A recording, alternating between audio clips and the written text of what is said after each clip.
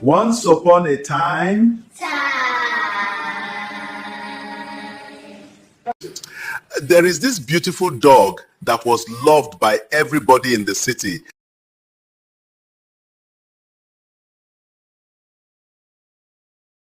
People showed the dog where he can get enough food, animal bones. So the dog ran to the garbage and grabbed the bone.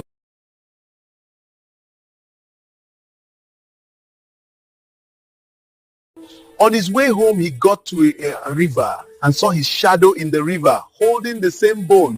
His shadow in the river has a bigger bone. Out of greed, the dog dropped his bone to go for his shadow.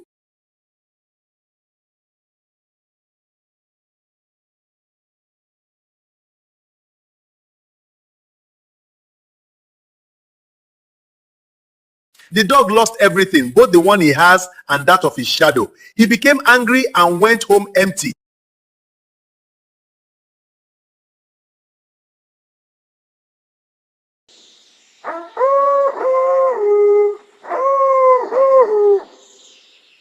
My children, always appreciate what you have.